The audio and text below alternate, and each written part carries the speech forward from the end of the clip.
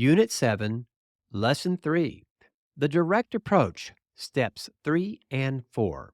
Hello, everyone, and welcome to Conflict Resolution and Peacemaking, the class that teaches you how to manage interpersonal conflict and drama for yourself and others. I'm your instructor, David Lowry. In our last session, we taught you a process for resolving everyday conflict called the direct approach. Did you notice the emphasis we placed on planning and reflection before you go and speak to someone? In our day to day world where everything happens at the speed of life, we often feel we must do something immediately. Instead, we advocate slowing down, gather your thoughts, lose your reactivity.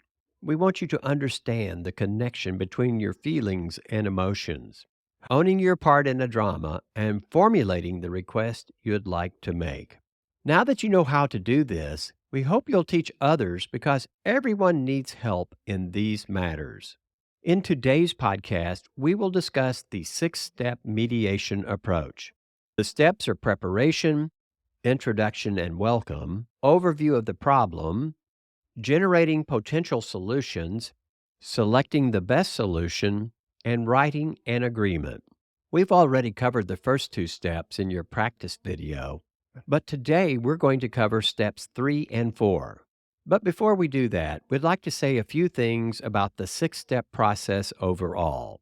The 6-step mediation process. Sometimes a mediator is needed to help resolve problems between two or more individuals. As we said earlier, a mediator is a third neutral party that moderates a dispute process. Mediation is not a legal process. Instead, it's a set of procedures ordinary people can learn. It is very useful. A state leader in alternative dispute resolution once told me that he uses the mediation approach in various ways, from settling interpersonal disputes to cases involving huge sums of money. In other words, the process we describe is robust and works in almost any situation where people need mediation help. Variations of the 6-step mediation process are often used in alternative dispute resolution (ADR) sessions each day across the United States. In my home state of Oklahoma, a variation of this model is used as the preferred process in early settlement mediation. This form of dispute resolution is used to settle cases headed for small claims in family courts. Most of the early settlement mediators are volunteers from all walks of life. They have received training that is very similar to the materials we present. Mediation outcomes may be full or partial or no agreements. While full agreements are wonderful, sometimes participants can only agree upon a few things, and they let a judge or somebody else decide how to rule on the remaining items. Even in these cases, participants can save time and money and learn how to present their cases before a judge better. We encourage all peacemakers to become familiar with the 6-step mediation process. It is a powerful tool for helping others. Step 3, overview of the problem. As we've said earlier, we've already covered the first two steps, so now we continue with step 3. Imagine a giant balloon filled with so much air that it's about to burst. Then imagine that someone allows the air to escape a little at a time until the balloon recovers its small shape once again. This is what stage 3 is like. Like giant balloons, people come to mediation interpreting past events in highly personal ways. Most participants are full of hurts, anxieties, and have developed stories of persecution and victimhood. Some participants have been carrying their problems for years. Even though they may have told people about their situation, they have not found peace or resolved their differences. It is an emotional time, and their fears may be heightened even more by the fact they are sitting across from the person they believe is responsible for all of their discomfort. They are upset to the point of bursting. Stage 3 aims to begin an emotional healing process that allows each participant to deflate this emotional balloon and obtain a better sense of peace and well-being. Here, the peacemaker allows each participant to tell their side of the story. We enable people to present an unfiltered description of the events that led to the mediation setting. They should be encouraged to tell all the essential information, such as history, a sequence of events, and outcomes leading to their problems. Interestingly, many mediators, such as early settlement mediators, are encouraged to know as little as possible beforehand about the cases facing them. They usually need to find out who the participants are, something about the topic, but that's all. As people speak, the mediator should be mindful that emotional people don't always tell their stories in chronological order. The mediator should seek clarification as necessary and try to sequence what is being said as best they can. We suggest drawing a line down the middle of a piece of paper with the names of the participants heading the columns. Try to order events sequentially as each person speaks. As people tell their stories, the peacemaker practices reflective listening by feeding back what is said and using reframing techniques as necessary. Reframing, as you recall, is the process of detoxifying things that are said so it has less emotional charge. As mentioned in your welcome and introduction script, peacemakers politely enforce the one person speaks at a time rule and encourages people to address all their remarks to the mediator. Here's a sample script you could use for step 3. Now that we have all introduced ourselves, let's let everyone tell why they're here today. I'm going to begin with the person on my right.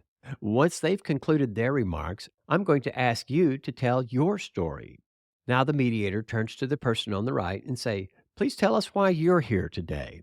As the person tells their story, the mediator listens carefully to the organization of the story and events. They take notes as needed and pay attention to the who, what, when, where, and why of the participant's account. If at any point another person interrupts, either verbally or nonverbally, look directly at them and kindly remind them that once the person is speaking is finished, you will allow them to tell their side of things. Once the first person concludes their story, it's time to summarize what was said by saying something like, "So if I heard you correctly and my notes are right, you said," and then you rephrase the story. Reflect on what was said by using the same language they used. Your goal is to demonstrate that you accurately heard what was said. However, it's always best if you reframe and detoxify any statements that sound as though they are highly charged or hostile. We detoxify certain words and phrases to show that we want to recast events accurately, but objectively and without added judgment. After the first person has finished speaking, thank them for what they've said, then ask the next person, "Why are you here today?" As with the first person, practice reflective listening and reframing. After both parties speak, turn to the first person and ask, "As you heard so and so speak, did anything new come to mind that you would like to add?" If they suggest something, reflect the information as you did the first time. Then, repeat the process for person number 2. Once both people have added any additional relevant information, thank them both and ask if it's okay to proceed to the next stage. Step 4. Generate potential solutions. Step 4 is the stage where brainstorming and bargaining occur. As participants tell their stories, they will often state positions about their expectations. For instance, "I expect ABC Carpet Company to replace all the carpet in my bedroom." You might think of a position as a form of an ultimatum. "This is the only course of action you can take that will satisfy me." Of course, one of the reasons why participants are in mediation is because they make demands that are unacceptable to the other. The peacemaker's goal is to see if they can encourage participants to move away from their previous entrenched positions and consider potential alternative solutions. Let participants decide which issues to resolve first.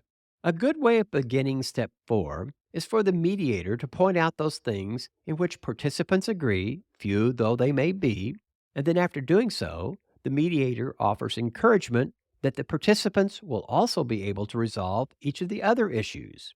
Unless you are dealing with a single issue, let the participants decide what they wish to discuss first.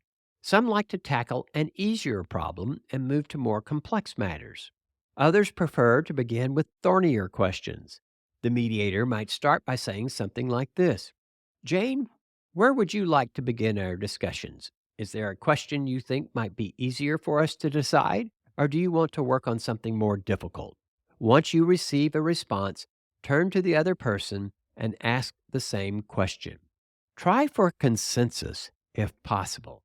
We want to remind you to keep your solutions to yourself. For most problems, there are multiple approaches one might use as a solution. It's tempting for mediators to set aside their role of neutrality and offer a few potential solutions. And while it's true that mediators often have a more objective viewpoint, this does not mean that their solutions matter. This is the time for remaining mindful and trusting that the people before them will discover what is best for them.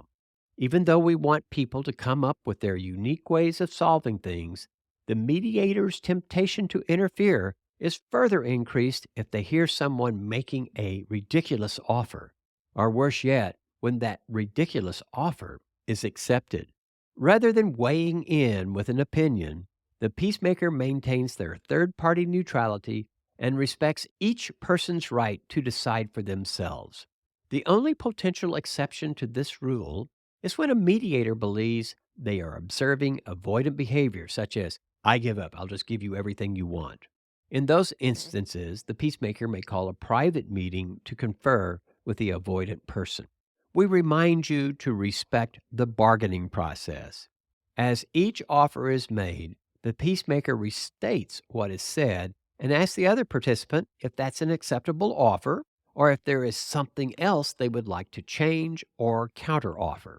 As a mediator, we aim to present and refine proposals until we have one or more potential solutions. We also want to remember that offers, to the mediator's way of thinking, do not appear to be entirely equitable, may be favorably offset by other things a participant has in mind. There are levers that you can use. We continue to state that peacemakers should not interfere in the bargaining process by offering solutions.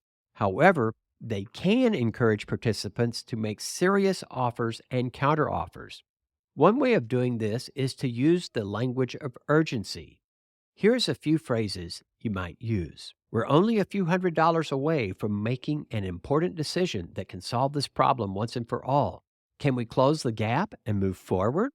Person A and Person B, we have solved these three issues before you. Please don't quit now. You are so close to reaching your goal of finding a satisfactory solution. We can do this. Friends, the time is almost up. If we solve this last problem, you'll be able to put this trouble and misery behind you. Right now, you have the most incredible opportunity you will ever have to determine your solution for this problem. If your case goes to trial, we can't be entirely sure how the judge is going to rule. It's possible that neither of you will be satisfied, but then it will be too late. Friends, this may be your last time to solve this problem. Think about how much time and energy this matter has cost both of you. Let's find a way to move forward and solve it once and for all. And say both of their names. You were once good friends. Let's restore that goodwill by showing each other the good faith needed to solve this problem. Those phrases are intended to motivate and create urgency in the participant's mind. Even so, there's only so much a peacemaker can do. If one or both participants resist doing their part, the peacemaker cannot do the work for them. Ultimately, both parties must drive the process. If neither of them desires a resolution, the peacemaker cannot make it happen. Always be willing to try one thing and then another. Sometimes participants grow weary of discussing a particular problem. If discussions stall or people seem stuck, shift to another problem. Keep the discussion moving. Often, the mediator finds that previous issues resolve more quickly once a problem-solving momentum develops. Today, as we bring our podcast to a close, we remind you that we've discussed steps 3 and 4 of the 6-step mediation process. We discussed how to overview the problem and generate potential solutions. In our next podcast, we will discuss the final 2 steps. We thank you for listening to today's podcast and encourage you to download a copy of this program's transcript so that you might better complete a short quiz over today's presentation.